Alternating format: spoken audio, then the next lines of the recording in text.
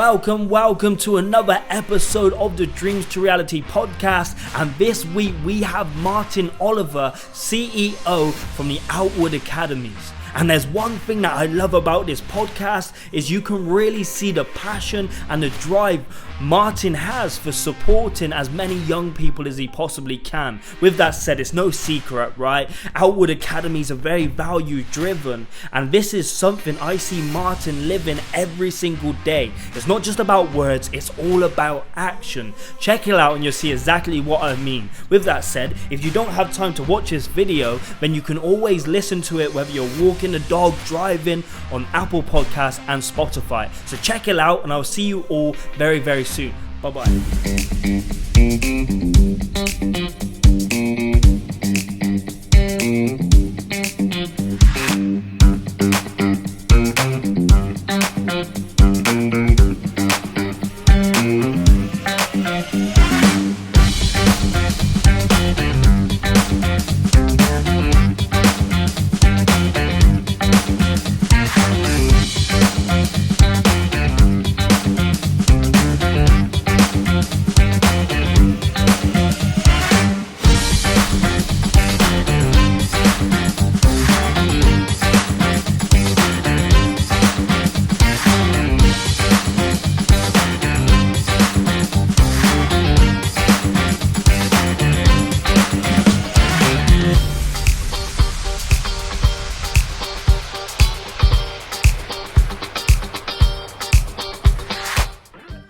I want to just quickly say this. I'm kind of shocked that you've accepted this podcast because I've been bombarding you on social media for the last 3 years. It could be with anything random. Do you want me to do this for you? How about I take over your social medias?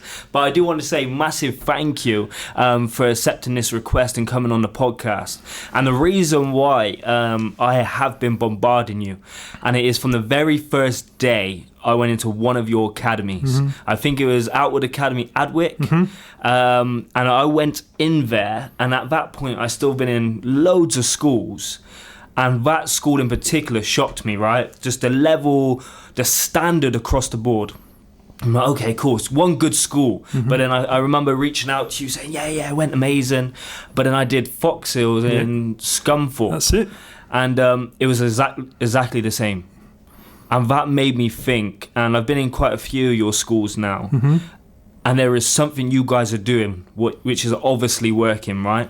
But before we dive into it, for everybody who don't know you and what you do, can you explain for everybody? Yeah, okay. So, as you said, Martyn Oliver, I'm the Chief Executive of Outwood Grange Academies Trust. The Trust is now in just over, it's in its 11th year, wow. But actually we started doing this work a long time ago. My predecessor was Sir Michael Wilkins. And Michael came to this school because today you're in Outwood Grange Academy, which is in Wakefield. See, I don't really consider Wakefield south of where I live, so I suppose your northern base. Some people say that Birmingham is north. Birmingham is definitely Midlands. Yeah, certainly not north.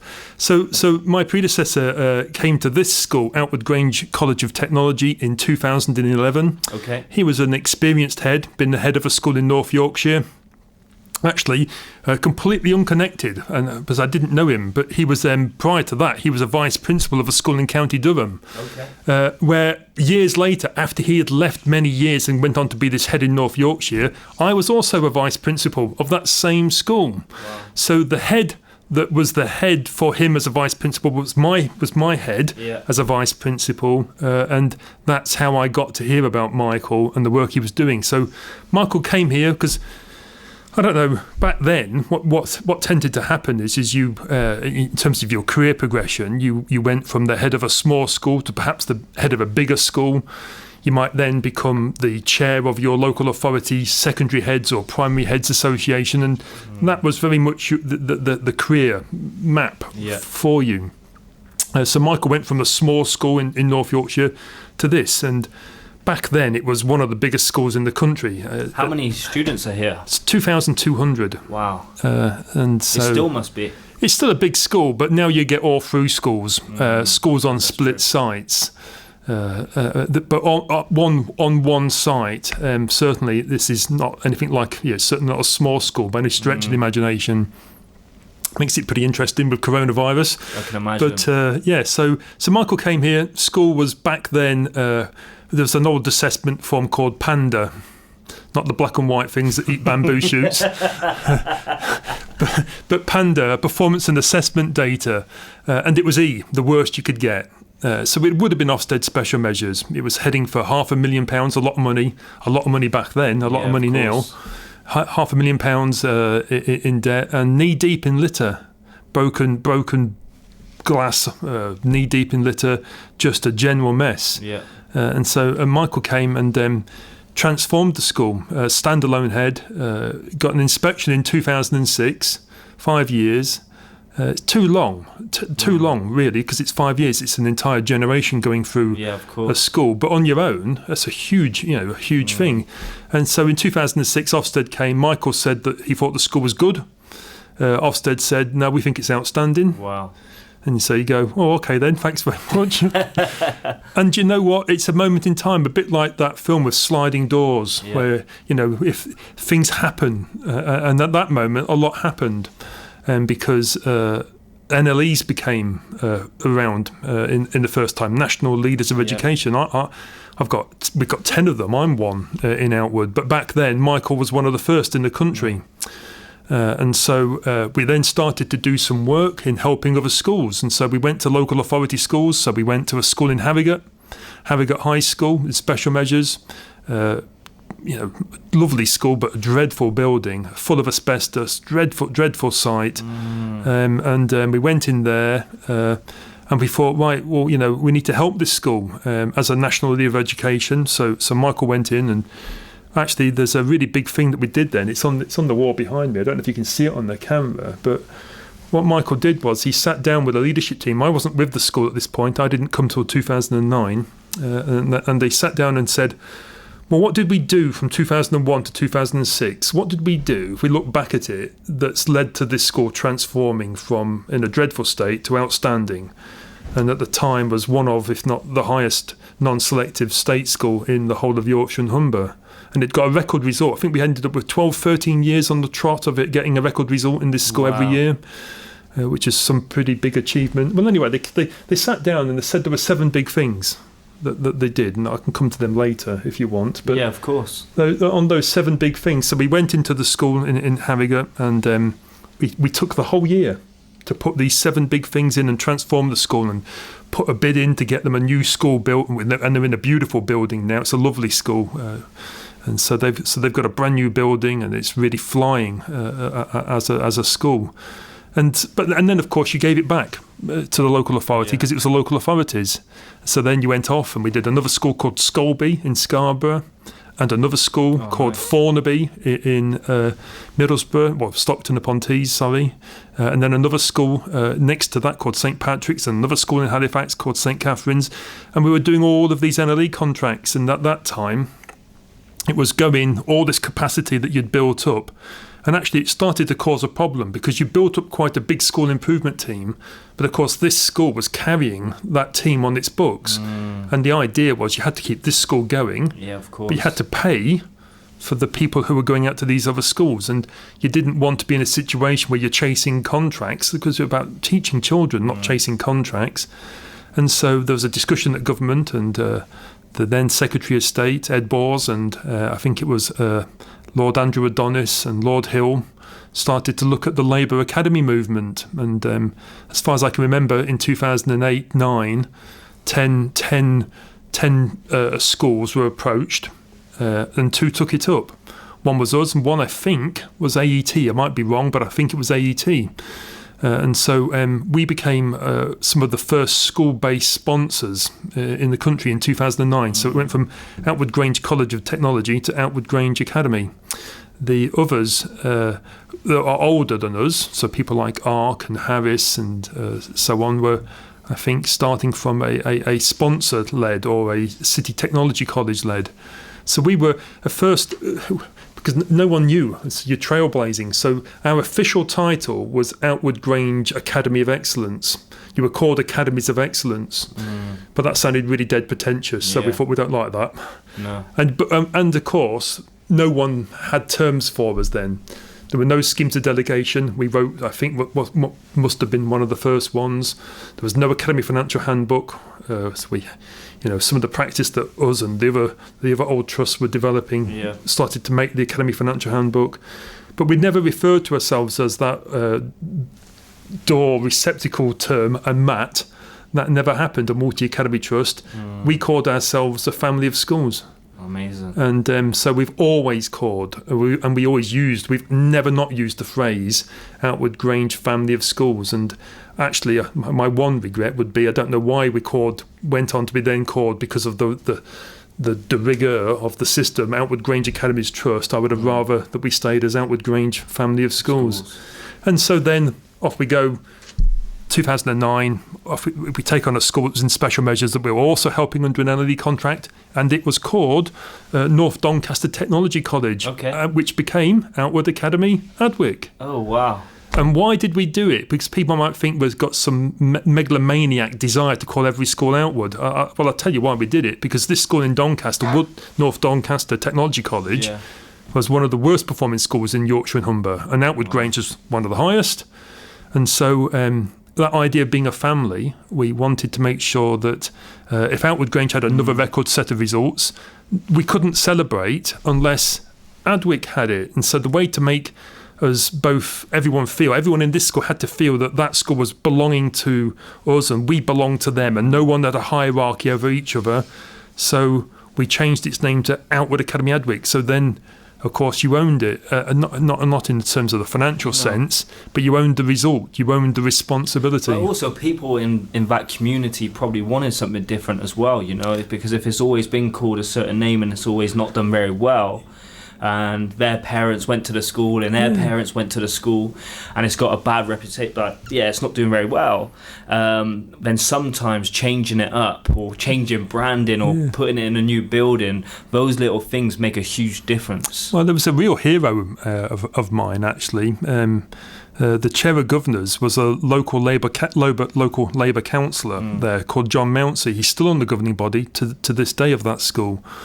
And John made a really brave decision, because even though this was a Labour movement, to take the school out of Labour local control and to hand it to a academy sponsor was a significant thing. But John was a real visionary and brought that along. And of course, this is the way you learn to make sure that you understand that schools don't belong to the trust, schools belong to the community. Because this school, Adwick, is actually in a place called Woodlands. And so we were going to call it Outwood Academy Woodlands. And then only when you speak to John and the local people, and it's like, no, this is Adwickless Street. It's actually should be Adwick. And you think, oh, okay, because you could see where we're going. Because when you first start Woodlands, you think, oh, hello, we start to play on this, and this could be the future. But no, it was very much Adwick. And so you go to two schools.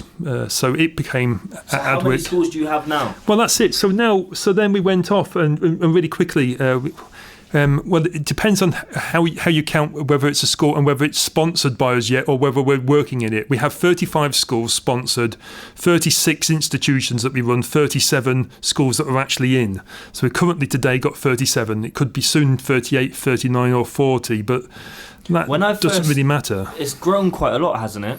Over the last couple of years. So I took over. So I arrived in 2009.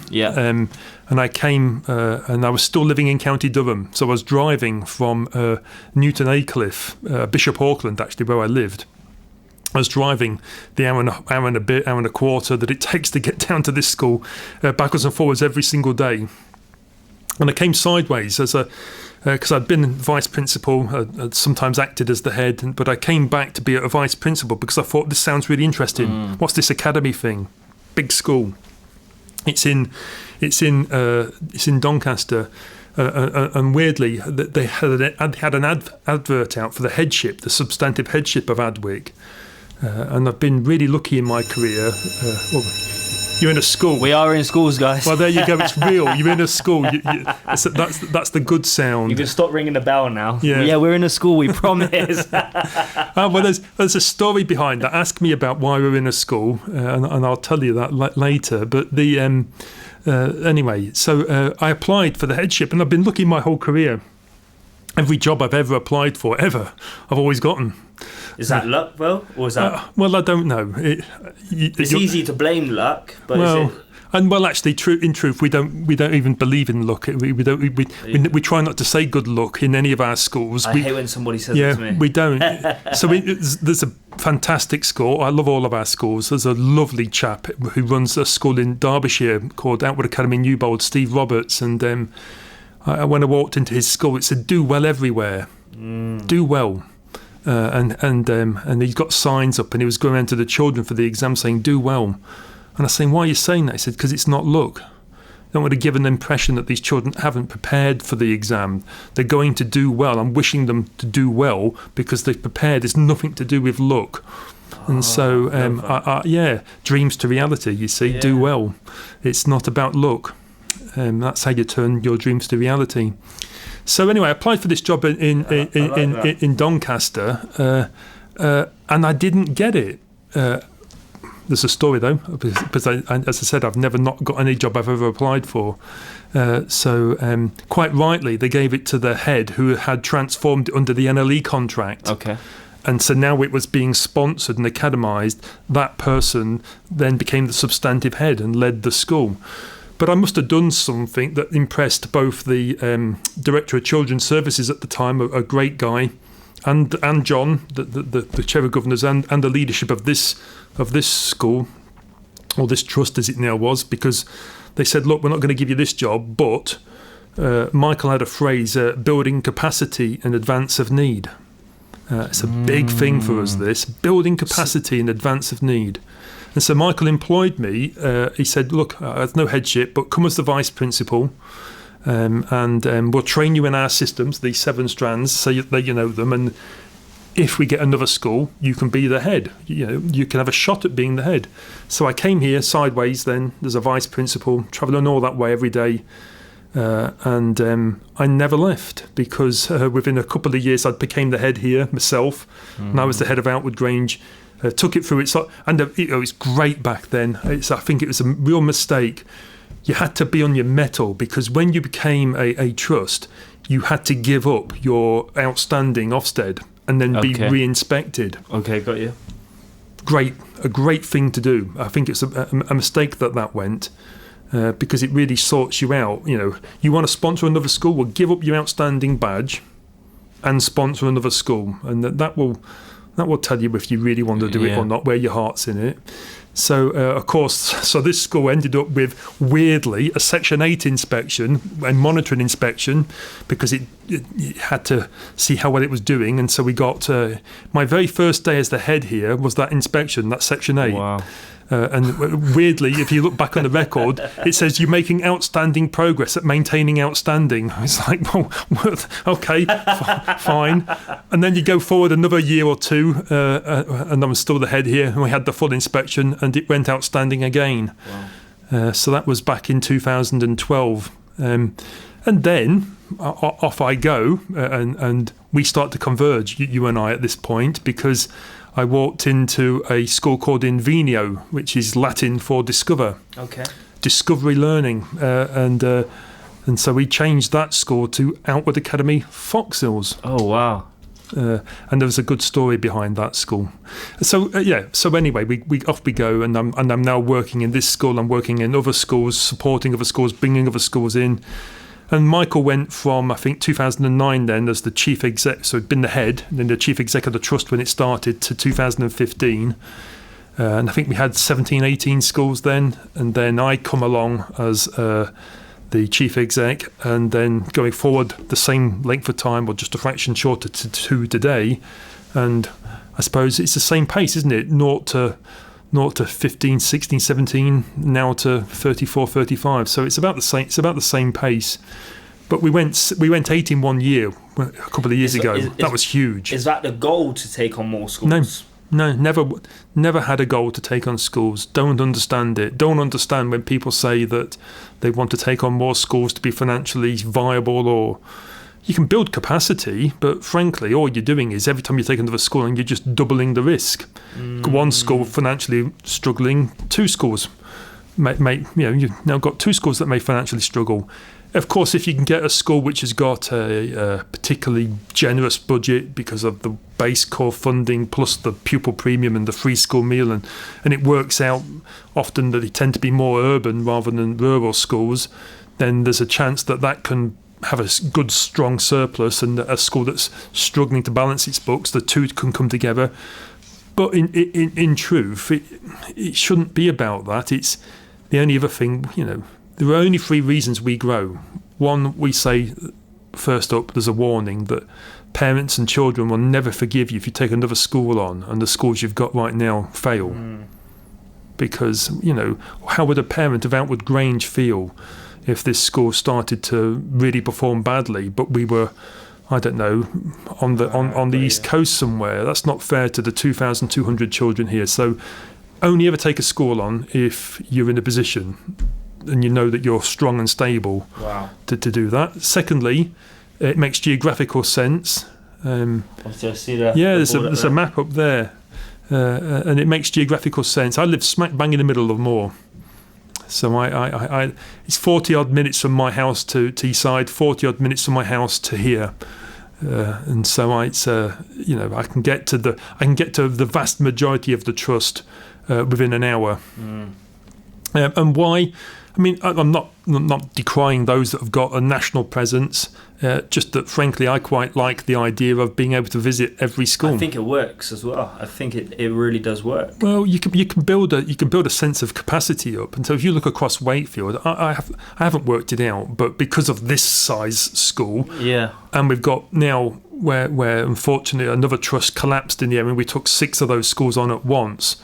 And we sponsored 2 others, and I was saying that was the really tough year. We took 8 on in 1 year. That was hard, really, really hard.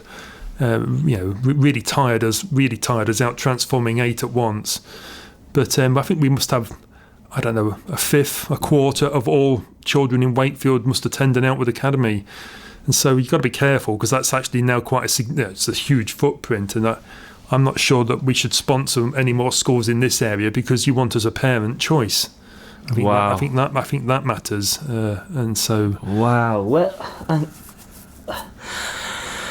where does that come from, though? Because it's not, as a leader, as a person in your position. For example, if it was like a business, people, I want to take over. I want them all. Yeah. Where does your perspective come from? Because your perspective is absolutely right, and as you see all around, all your different values, and where is it over here, students first, and you're also applying that students first statement essentially for other schools too, other schools you don't even have. Yeah, well, I mean, people get the terminology students first, they understand it wrongly, and they'll talk about staff first, and it's all wrong to put students first, as if it's a hierarchy, as in if by putting children first, you're not putting your staff first. It doesn't mean that, and it's nonsensical. The idea is that I only exist because there are 25,000 children in the trust. If there wasn't 25,000 children turning up to school this morning, or 2,200 children coming to this school this morning, then there is no work. And what I think you need to remember is that turning up and sitting in the head teacher, and that's why we're in a head school. I can't stand the thought of turning up to a business park or of a series of offices. Again, different because if you're in the trust, there's a disconnect in a way. Well, yeah, but again, I'm not decrying those that have done this. But if you've got a trust that's really heavily locked in urban area, you simply might not have the space, and you've got no choice. Yeah. But we do, and we do have the choice. So I look out the window and I see children. Yeah. I stand on the gate and I pick up gate. I've been doing gate duty this week. I still pick up litter. I went downstairs to go and get some things for you guys, and I was in the dining hall doing it at the same time as the children, so I saw them all. I can talk to them morning. Plus, this is kind of where it all started, and you kind of keep referring it back to here. If we wouldn't take on another school if, say, the students here was affected. So for you, it's a continuous reminder, the reason why you do what you do, and actually if we're going to grow, do we have home sorted first? Yeah, exactly. But also it's the vision. So why does it say students first? Why does it in the primary say children first? Because whatever decision you make ever, you have to say to yourself, is it in the interest of children? And as hard as it is, I know this sounds really trite, and clearly it's more difficult and it's far more nuanced than this. But when I was a young vice principal, I remember saying to the head the two things that really bothered me about headship. People usually say, what really bothers you about headship? People trot out finances, HR, legal. They're the three that people always trot out. And you know what? They're just not issues. Because finance and legal just employ good people or get good advice. So that's not an issue. What bothers you about headship was, I remember saying, the head would come along and say, that's a great job. Everyone likes to be praised. Everyone likes to be told you're doing a good job. Yeah. And that's why it's importantly our last value, having a praise culture. It's a fairly miserable life if you walk around and no one says, great job, not good job, great job. I don't know if you've seen that film Whiplash. Have you seen that film Whiplash? I haven't. Oh yeah, I can see Dave behind the camera. Dave's nodding. It's a great film. You need to watch it. Yeah, Dave's got all the time. I've got 2 young kids now, Martyn. No, that's your task for this weekend. I wouldn't even have an hour to sit down this weekend. It will inspire dreams to reality. it will. The whole idea about a good job is a good job, but if you turn up to work in the morning and you do a good job, fine. But if you turn up to the morning and you do a great job, it doesn't matter what you're doing. Yeah, your life transforms. You have a different life when you walk around doing great things, and it's about 1% harder. And you actually become motivated to do whether you like the job or not, you become motivated to do it, don't you? Yeah, exactly. And so, children first, students first. Well, what decision am I making? And so, sorry, I'm getting sidetracked. So, I remember saying to the head, "Who says well done to you? Who says that's a great job?" And as a sage, real hero, an educational hero of mine, I think he must have had 8 deputies who became head teachers underneath him, which is massive back in that era. I mean, now with academies and sponsoring and people going off to be heads coming through an academy route, but back then as a standalone school, bringing in, of course, huge, and it showed you what a brilliant mentor he was. Steve Harness, educational hero, And so we went through saying, he said, look, if things aren't going wrong, he said, silence tells me I'm doing a great job. And he says, I can look at children's faces and see that staff are doing well. I don't need someone to say it to me because, as I don't now, but as a young man, I can remember thinking that's a big thing for me. And how do you make a decision? When things are really tough, what do you do? Well, what do you do? Is you say to yourself, right, what's the interest of children? What puts their interests first? So students first. And that doesn't mean you're not putting staff first, because if you're making decisions in the interest of children and you're wanting to employ people who come to work to do a great job in the interest of children, then guess what? They also believe in putting children first.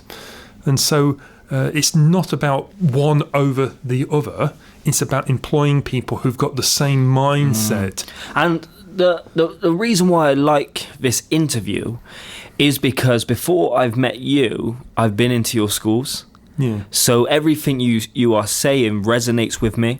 And there has been many times around the UK I've been in a school, and if somebody's talking about a school, what makes a school outstanding, and I always say you need to visit an Outwood school. Yeah. I always say it. But one thing what I see is there's a certain level of expectation, and the standard across the board is very high. How do you create that?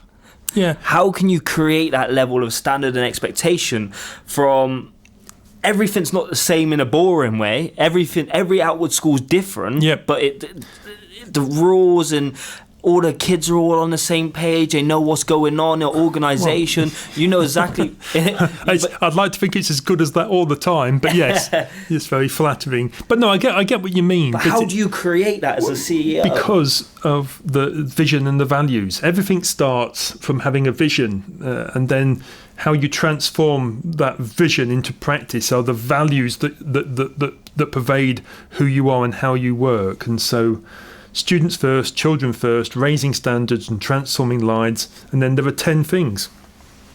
So you put children first, you care about children. Don't come to work in a school if you don't care about children. I don't, what you're doing here. You want to be known for raising track records and standards. It's unapologetic. And you were talking to me before the camera came on about social media, and I don't dislike social media, and I have a presence, but I don't let it dominate me, because it's too easy for people to just turn things around and talk quite negatively. Oh, so you say, we want to be known for a track record in raising standards. Oh, so you're an exam factory. I don't know what you mean. I don't know what people mean. If you mean that, am I going to do my best to make sure that children get the life chances, raising standards and transforming lives, get the life chances that will let them go on to do anything that they want in the world, then yeah, of course. Does that make me an exam factory? Well, no, because I care about children and we put things in place to care about children. But I'll tell you what keeps me awake at night. You've got 25,000 children. Me bombarding you on Twitter. Yeah, people bombard on Twitter. No, I'll tell you what keeps you awake at night, and we do this when we first talk to children, is one of those 25,000 could find the final key to curing cancer. One of those, or COVID now. Yeah, or coronavirus, or they could join the United Nations forces and help save tens of thousands of people in the war-torn zone. And if they get the wrong childhood experiences and the wrong education, you're going to deny that. And so what keeps me awake at night is doing a bad job and not unlocking children's potential. But where does that come from? Where does that come from within you? Remove even Outwood for now, but where do you get that passion from? Well, my whole life, but also because I met two, and why did I get all the jobs? Well, because I applied for jobs where I had a respect. Once I'd got my foot into the teaching 26 years ago. Wow. Yeah. I'm 28, by the way. Oh, well, there you go. Thanks for that. I don't feel old, but I now suddenly do. Then I started to apply for jobs. So when I went from a school in Lincolnshire to all the way up to County Durham, I wanted to be, the best job, I just loved being a teacher, teaching 22 periods a week, and I loved teaching the A-level students. I had a child in, and again, there were little things you used to do back then when there weren't academy trusts. People used to say to you, stay in a school 5 or 7 years and then move on. Because if you want to advance your career, and I never wanted to advance my career, by the way. I never sought out promotion ever, particularly once, but things evolve. So was it different back then? Is it more competitive now though? Is that because I hear and see that quite a lot? People want to advance their career. So is it more difficult to do that? So do you have to have that type of mindset and mentality to get to the top, essentially? No, I honestly, I don't think so. I think what you need to do is, you need to care about children, put children first, got you. And focus on doing a great job. And then if you do that, then advancement will come if you want it. I think if you set out to say, I'm going to focus on advancement, but I'm not going to focus on being a great teacher or a great business manager or a great accountant, then you're not likely to ever get promoted. And there's a little saying, too many people have confidence beyond their competence. And that was me 3 years ago. Well, it's probably me now. People always say I'm really confident, but I've got to tell you, I am not confident at all.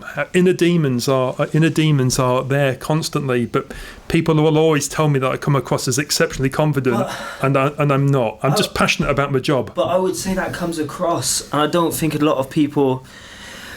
It's the same going back to social media. You could have a big social media presence. You could put your voice out there. You could continuously say how amazing Outwood schools are. But the fact is, you're on the ground every day, putting students first and doing your job to a high level. Well, it's not a job, is it? Social media, I mean, for you, it kind of is, but I hate it. But it's not a job. It's not reality. It's false reality. Yeah, it's true.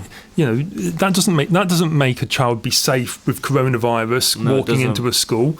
What you say on social media, but and frankly, influence rarely comes from the people who shout. Influence comes from the people who do quietly. Wow. And so I work really hard to influence the system when I am asked my opinion. But what I don't do is stand forth and shout it out from the rooftops, because that's arrogant. One of the things that I think is really hard for trusts and for chief executives is to not be, again, too easily or falsely just seen as being arrogant. And so the people I have around me, great people who I love dearly. When I talk to parents in assemblies or I meet people for the first time, or I'm doing presentations on a stage. Wow. I say to them, how did I come across? I hope I wasn't arrogant, because I'm always conscious that if you get so self-absorbed, because I love what I do and I can talk, as you can probably tell, without you asking any questions, I can just fill the whole hour. And go for it. But there we go. That was another story from my past. When I was that same brilliant head teacher of mine, that's where I learnt it from. He said to me, you know what? He said, when I said I wanted to be a head, he said, you're not ready to be a head. And I said, well, what do you mean? He said, I know how to run a school.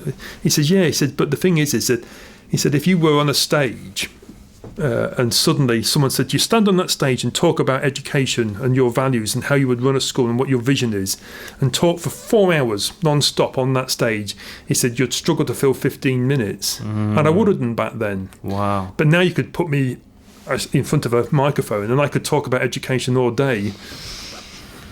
I love it. I know. I feel like there's quite a few similarities as well, because even doing what I'm doing, I think this is probably why I've got into so many schools, is because there's a level of vulnerability what I show. I'm really not this outgoing person. Okay, when I step on stage or I do a big talk, I can deliver, but then I need that quiet time. I need a time in the car driving back just to get my thoughts, and that was one of my biggest things. And I think when I first ever started this, it was more ego driven, say 8 years ago, and then I actually started to realize the impact I was having, and that's why I don't really do many big talks anymore. Everything I do is in classroom, going back to the basics, and it's my power programs essentially, but it's the kids who need it most, and that's where my passion is. I do it if obviously someone asked me to, but once again I felt like I wasn't having enough of an impact, because we've all been motivated, which is great, but what happens when you leave and you go home and... So, well, that's why I'm here with you today, because the student feedback I've had and the things that have been said when you've gone and talked to children, you can put in people take these things, you can put in these systems, but it's all meaningless if at the end of the day, children, especially vulnerable children, and in some of my schools we have 70+% free school meal. Wow. We've got thousands across the trust, currently thousands of children who are children in need or on child protection plans. They're incredibly vulnerable. I mean, these are some of the most broken schools that have been in special measures, and in one case, the last school I took on, the lowest progress score in England. Wow. You can put in all of these structures as a platform, as a scaffold, but actually then what they need to do is you need to stand there, and the child needs to know that you care for them. I mean, parents want to know when they send a child to school that their child is happy, healthy and safe. Happy, healthy, safe. And once you've got that climate and you've got that culture, then a child can flourish. And I suppose the hardest part about my job now is I've 25,000 children. You know, they might know who I am, they might not know who I am. And you walk into a school, which I know passionately inside and out. And of course, you know, a child builds a relationship up with a teacher or with their head teacher, and that's how a child flourishes. And this weird 6'5" bloke come breezing in. Of course, the child doesn't respond the same way. So that's the side of schooling. That's the side of teaching that I miss desperately. Has ego nearly, be honest, ever got the best of you or Outwood? And what I mean by that, there's, for example, a school which desperately needs your help. And you're like, well, I don't know if we can help. Maybe I won't take on that project. Maybe I won't serve that community, because then actually, if we can't do it, then it will affect the amazing kind of... Yeah, no, and that happens. And growth and taking on 8 schools at once really stretched us. And you have to weigh up that balance. And if I'm honest, I don't think that we transformed all 8 schools. The vast majority of them we definitely did, but there's a couple in there that I think that wasn't as strong a first year as we should have had. Got you. They improved, they didn't go backwards, and they were better for knowing us, and that was the benchmark. But that was, you know, that's a good job. That wasn't a great job. But that's honest. I like that. There was nothing we could do, because that was a trust that had collapsed, and we're quite confident that eventually we'd get there with them. And now, actually, they're really, I mean, they are these schools in Wakefield. They're beautiful schools, and I'm really proud. I mean, the biggest achievement I think I've had in the last 5 years is the creating. I've said a long time ago, I think schools should be palaces in their community. There should be an area that the community should look to that school and see great examples. And I can't stand the thought, and I've did it myself for many years at teaching. You shouldn't turn up into a grotty classroom in a dreadful state. It should be we should be educating children in the equivalent of a first class hotel. You should walk in and it should just feel like it's a smart place. It's a beautiful place. Everyone cares. Everyone belongs. Everyone loves everything about it. It's a great place to come and be educated. It's a great place to work. And I think in the last 4 years, and in this year and the next year after, I think we'll have put something like £40 million worth of building work up. Wow. And so we've gone from struggling to be able to do it. And I've got so surrounded by brilliant people like Julie Slater and Lee Wilson and the exec principals, Mark, Lynn, Phil. But I've got a great chief financial officer in Ben, and a great one of the first in the country, the chief operating officer, Katie Bradford. And under Katie's leadership, we've just transformed and got an estates team now. The trust centre is really small. Where you're sat now is that this smaller meeting room. I've got a really tiny office through that door there. It's not tiny. It is. It's tiny. He's got a jacuzzi over there. He's got a gym over there. Oh yeah, right. There's a gym over there in the sports hall, but that's it. So all you've got is this space here. There's some admin team who are all working at home because they don't have to be here. Coming down the corridor behind me, there is IT, HR. Data and exams, and downstairs estates and finance. That's it. That's the entire central trust. So tiny. Everyone's in schools. It's easy to slap on some values on a school, right? A lot of times we all have values, but trying to live by them, for them to be our inspiration, it can be quite difficult, right? How can you instill these values? How are they the bread and butter of Outwood schools, especially the new schools you take on, right? As you said, it's like a scaffolding, which is great, but how do you really implement them? Because those values there are the schools I have been into. I see them. Mm-hmm. But of course, if you take on a new school, that's not going to be the case. So what I think I'm trying to say is when you take on a new school, what are the first kind of steps you take? Not just as a CEO, but as a trust to take over that school. So you, after you've done really robust due diligence, so you don't take on a school that's going to be driven by ego, and you make decisions that say it's just not right for us, and it's not right for them, and you agree happily to part ways. And we've done that a few times. But it is hard, especially once you get in front of that community and in front of the children, to then walk away. Not because of it. It's not ego. It's now just a desperate sense of sadness if you think you can't help, and so that is difficult. But you employ a great team who believe in what you're doing. You co-create it as well. It's not. I mean, a lot of this came from Sir Michael, but it wasn't just Sir Michael. It was Paul Tarn, Rob Tarn, who are now both chief execs in their own right of fantastic, great trusts. It was Judy Slater. It was Katie. It was everyone. People like Paul Sorby, and then hundreds and hundreds of leaders amongst the entire trust. And so, whilst the 7-strand models never changed since it was 2006. The actual things that go underneath them change constantly. So the systems and policies have just they've updated and improved and been co-created. And you walk into a school in special measures, and every school we've ever gone into, special measures or outstanding, a special measures school's got brilliant practice in it, fantastic things that it's doing really well. And what you do is you just have to tease them out, and usually it's about just giving them the scaffolding of the systems and structures to allow the school to get out its own way and to teachers to teach, but also about giving leaders a sense of freedom, the freedom to excel. Autonomy, kind of. So how it works is this. There are 3 things that we say.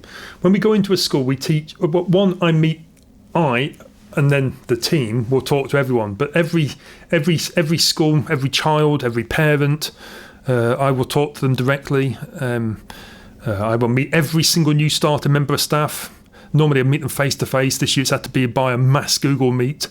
But I will talk to every single person, and we deliver the vision. So I deliver a session on the vision.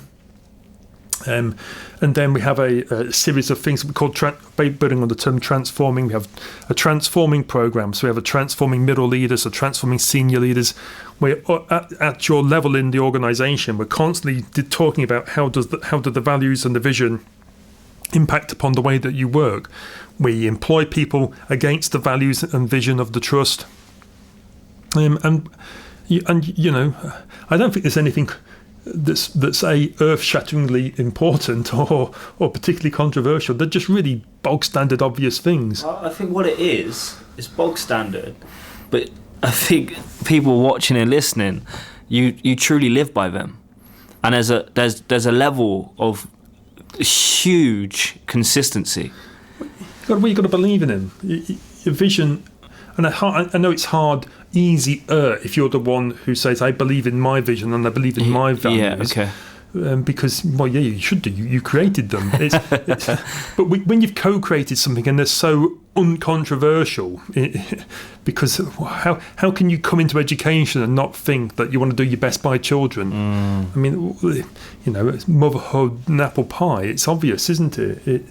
I think what really matters is that you never let it drop. And we were saying before, weren't we, that there's a standard in the NHS, which I know a number of leaders have picked up on. But when we talked about schools being palaces in communities, the standard you walk past is the standard you accept. And so if you only accept great, then how do you make an outstanding school? The only way I know how to make an outstanding school, and we've done it 8 times now, is to do everything as well as you possibly can.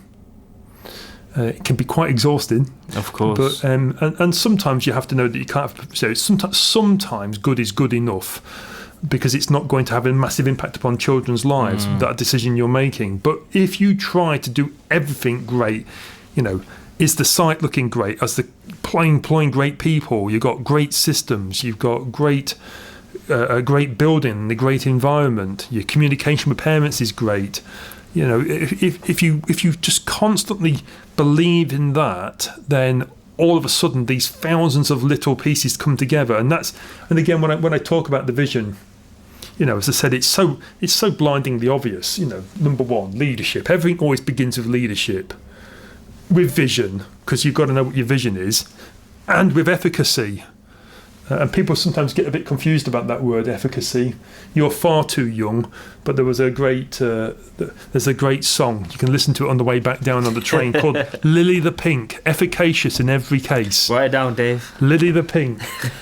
So to be efficacious means that you don't just sit there and wait, you're proactive, you do it. So you've got leadership with vision and you make it happen. Action, yeah. Quality in the classroom, that's obvious, isn't it? You need to be all about what happens in the classroom, the quality of learning that's taking place. The curriculum design, because if you've got a moribund curriculum that's not doing it for children and not getting the opportunity that will allow them to go on. How much scope do schools have on curriculum? As far as what the government's given. They're all doing different things. So one school in Worksop is a beautiful story. If you want to ask me about that one in a bit, but Worksop, they've got hairdressing salons and motor vehicle studies, and Hemsworth that we took on not long ago. It's got a beautiful technical training centre. We focused really. A long time ago, we were working on a knowledge-rich curriculum with high sequenced subjects, and we focus on the core subjects and what is known as the English Baccalaureate. But I don't force parents to say you've got to take a humanity and you've got to take a language. We say to them, you really want to think about this, because top third universities, if you're thinking about that as a potential, these are really important subjects. But we give choice, and so schools have got within the system the curriculums are their curriculums, but how we make sure that the curriculum is financially efficient is very, very controlled. Yeah, I can tell you. The trust, the budget now is well in excess of 155 million a year. It'd be, in fact, with the last schools, it will go way beyond that. It'd be about getting close to £1 million a day for every day that a school is open. And so we spend 51% of that money on teachers, 24% of it, 25% of it on support staff. So 76% of that 155 plus million is spent upon staffing, and the remainder, the 24%, you try to spend 21% on all the other structures and systems and things that you do, and 3% on Cameron Parker. And sign Dave. Me up. But the 3% is the money that you then want to put aside, which then becomes your capital, so that you can take that building that's got asbestos, of course, and then turn it into that palace in the community.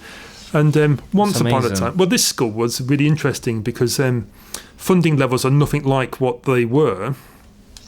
We're managing, but they were nothing like what they were many years ago. And at one point, this school, we could generate enough surplus from this school's budget alone that we were building our own way out of it.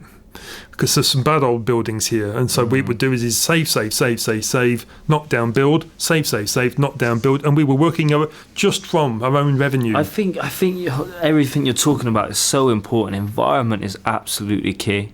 Environment is so important, because if you are turning up to a groggy kind of old building, cold, wet, it is going to be very difficult to get in the right mindset, ready to learn and ready to study. And especially if, obviously, a lot of the students I work with, if they've got that kind of environment at home and then they're coming to a school environment like that as well, it's going to be even more difficult, and they're not going to really know any different. Yeah, and there are schools out there doing tremendous work. I mean, there's a great head that I know on social media, Andy in Durham. Seems like a really great guy doing great things, and clearly he talks a lot about the difficult building that he's got. But I believe he's fortunate enough to get some capital, and he's going to get a new build or some new buildings. And of course, that's just really difficult. It is, yeah. Then. But that's when I think working as a local, it doesn't matter. It's irrelevant about whether you're a faith school, maintained school, academy. The point is whether or not you can come together. So we can use the money of the entire trust to make sure that each individual school has its own budget. So every school has its own budget for what it needs to do. And if it has done all the things that it needs and it's got a surplus, but the school down the road needs to build a new sports hall, then that money will go to build that new sports hall. And so we put 2 sports halls up, for example, this last summer. Both in the dreadful state. But going back, so confidence, so we say three things. When you've got these visions and values, you start off with, we say to staff, right, when you walk into a brand new school, you'll be really uncertain about these things, and you won't know them, and you'll be uncertain about us as an employer. So we do a little thing where we have a transition day where on an inset day, every single member of staff in that school, from the cleaner, the midday supervisor, the caterers, the caretakers, and the teachers, and the admin, every one of them in a non-COVID world would go to another Outwood school, and they would meet up with the person that does their job. So the caterer meets with the caterer, the cleaner meets with the cleaner, the caretaker meets with the caretaker, and we're not there, so that you can say, well, what are they like? What are they like as employers? You know, what's it really like? And of course, they can all share all the systems and how things work. That takes confidence to do it. Well, there you go. Perfect. Well done. Gold star. Because you're uncertain, but we say confidence. So be confident. So we call it confident uncertainty. You're uncertain about us and what's going to happen, but be confident because we've done it before and we're here to help you. So the first thing is we call it confident uncertainty. I'm uncertain, but I'm going to be confident. I'm going to get through it. The next thing is to build a sense of professional understanding. So once you've started to work within the systems and you've started to transform them, you get a sort of corporate responsibility.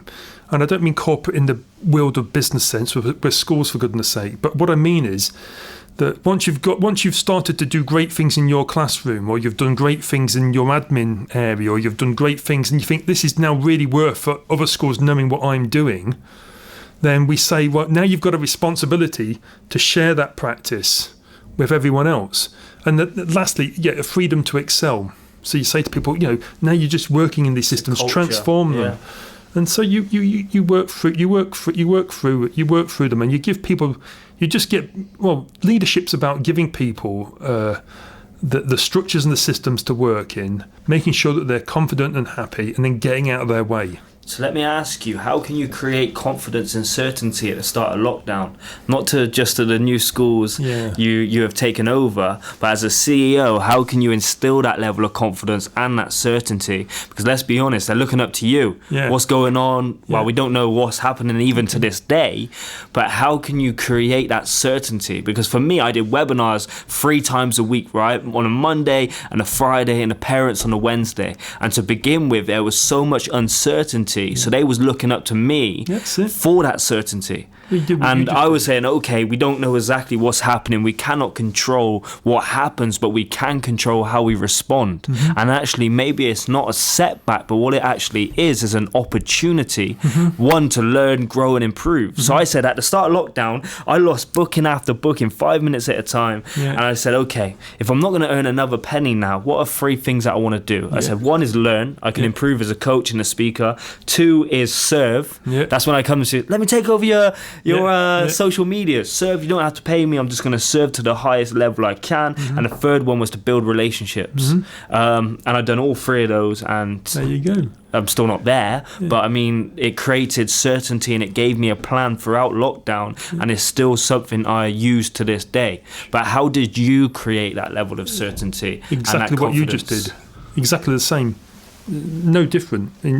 So you had a vision and your values, and then you sat down in a moment of uncertainty, and rather than casting around thinking, I don't know what to do, you went right back to what you're about. And you said, look, I'm going to serve children, I'm going to do things as well as I can, I'm going to develop myself, because that's dreams to reality. So you went... It keeps dropping, I love it. Well, you did. It's on your it's on your hoodie, I can't miss it. And it's the Dreams to Reality podcast. Well, you went back, that's the point. So you would employ someone who believes in your vision and your values, because at the moment of high stress, what you do is you revert to type, and your type needs to be your core vision and your core values. And if you do that, then you're fine. Now, I've never believed in, I don't read loads of leadership, I read everything, but I don't like really particularly leadership books, and I never really have. But there are a couple that I really quite enjoy. What's the best book you've ever read? Well, one was given to me So David Carter's got a pretty good new book that he's put out. Well, he said it because he's only mention that we're not sponsored yet. I only mention it because I'm in it. He's written about me. He's a lovely chap. Bristol. There was a great guy who used to run Ambition Institute, a great organisation with Hillary as the chief exec now. Literally interviewed Hillary last week. Well, there you go. Well, hi Hillary, if you're listening.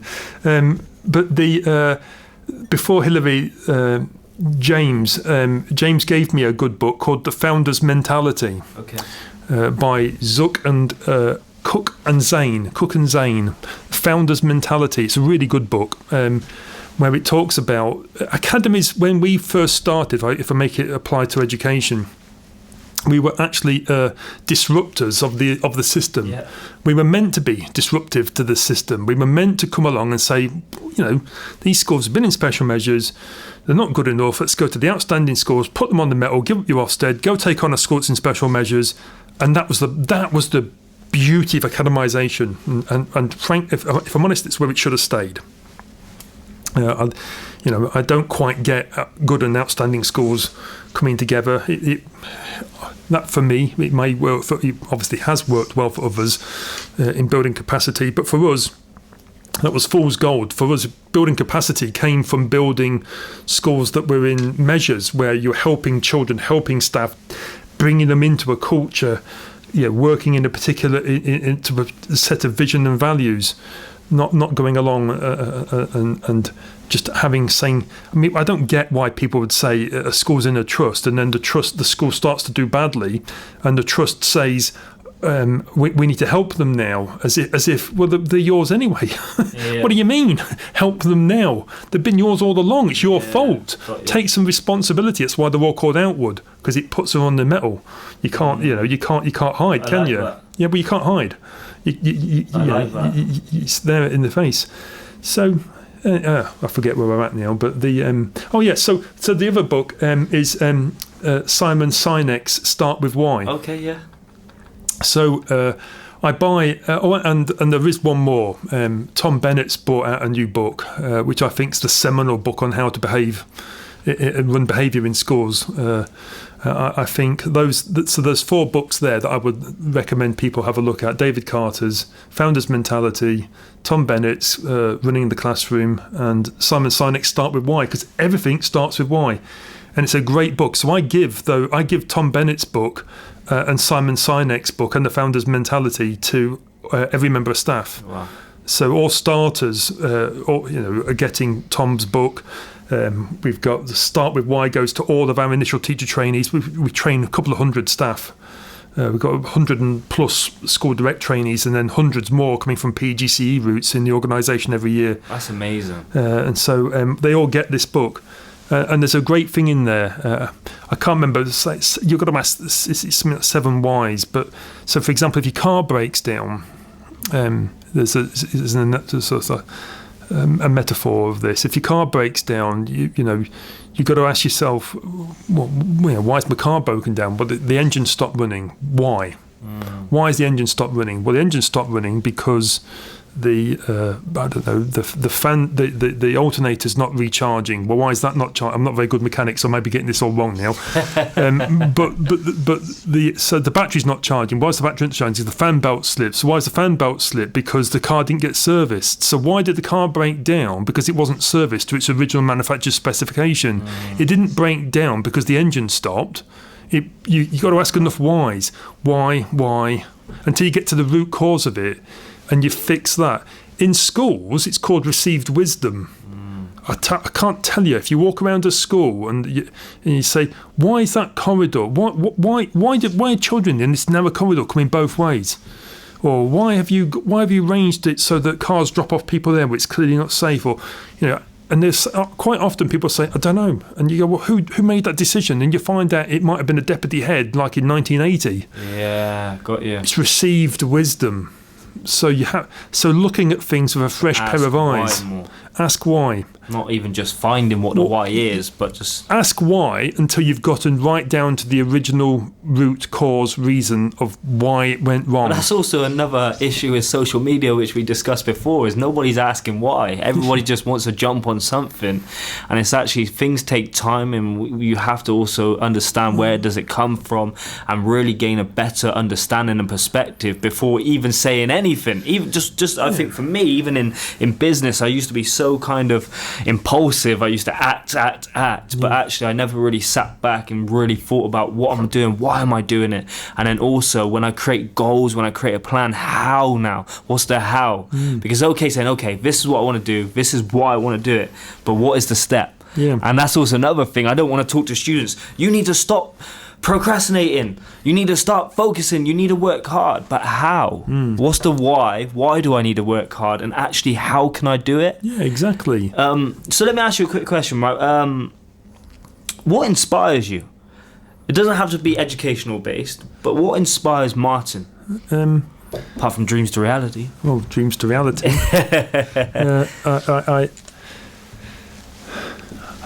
I've never seen. It's about working with people and doing. Right. If I ask enough whys, it's justice and fairness. I can't stand injustice, and I can't stand things not being fair. I hate disparity. I hate inequality. It really upsets me to see things that aren't fair taking place. It's that natural sense of that's just not fair. That's just not justice. I have a big saying that I don't say I don't let, because people have free will, but I don't say to leaders, and I don't say to staff when I'm talking to all of them, don't ever say work-life balance. Don't ever say it, because work is a part of your life. And in fact, for many people, most people, it's a huge, perhaps the most significant part of your life, because you probably spend more time in work than you do awake at home, at least. And so don't ever say work-life balance as if your work is not a part of your life. Work is a part of your life. It's an integral part of your life. For me, it's, a few hundred hours a week part of my life. It's, but I don't resent it, because I don't hate work. How do you ensure? What you say work-home balance. What you say is have a work-home balance or a work-family balance. That's different. How do you ensure a healthy balance? Me? You. Well, me for myself. Also, how can you ensure that your staff are doing it as well? Well, you make sure you listen to people and you focus on it. It's not something that you can just not pay attention to. You have to think about people's contracted hours. I mean, we can run the core school day and have 50 hours fewer than the school teacher's burgundy book conditions. But don't kid ourselves. If you're doing a great job, you're going to burn through those 50 hours. So you have to just say to people, let's not do anything that doesn't put children first. And that's why you go right back to your vision. Poor Sorby, great guy. When I first came here as a vice principal, I ran the head of departments meeting, and you can imagine how big, huge school. Got 16, 17 different departments with all the A-level students and everything that were there, and all these people in the first meeting. And poor Sorby turned up and sat down, and he was there helping me. Very first, say, it must have been my first, second, third day of being in this school in 2009. And he did something, and it stuck with me ever since. The first thing he said to the heads of department, he said, what is it that we did last year that we should stop doing this? Okay. So the first thing that was on the agenda was, what should we stop doing, not what should we start doing, or what should we add? And that stuck with me. That's amazing. Yeah, it's a big thing. It's like, that's a big thing, that, Paul. Wow, blow your mind. Yeah. What stop? So what should you not do? And that's again in special measure schools. Enough. Yeah, it is. In special measure schools. Sometimes it's about saying, you can walk into. I'm going to paraphrase, and people don't take this the wrong way, but you walk into someone's office and you've got beautiful files with like typed out labels all stuck down them, and everything's like just perfection everywhere, and you think, great. But staff are locking that, and this is real.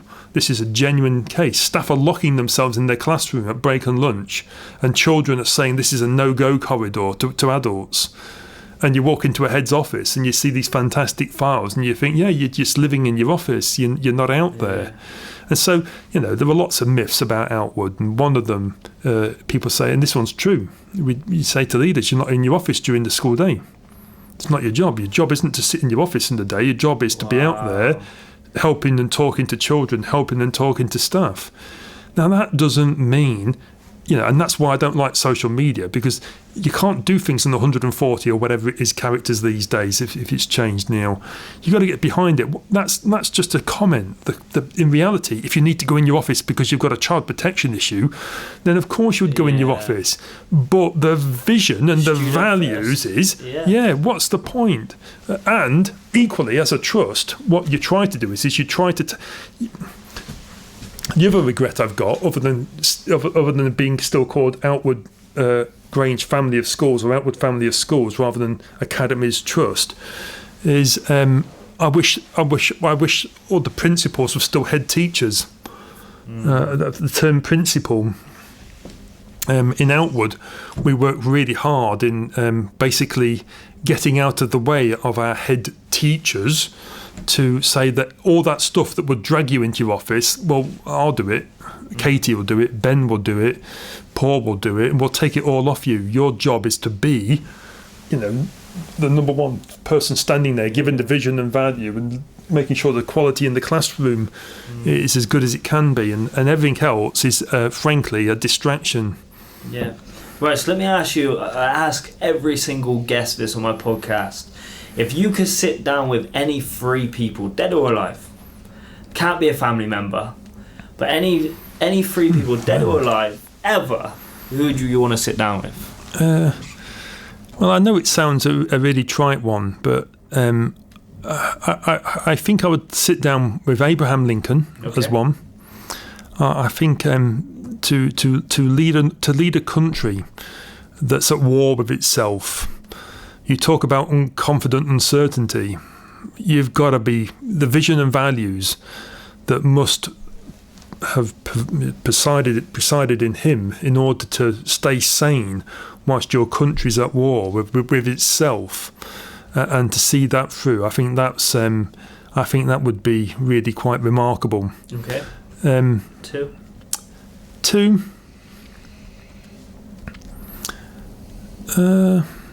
You got me now, because I don't want to.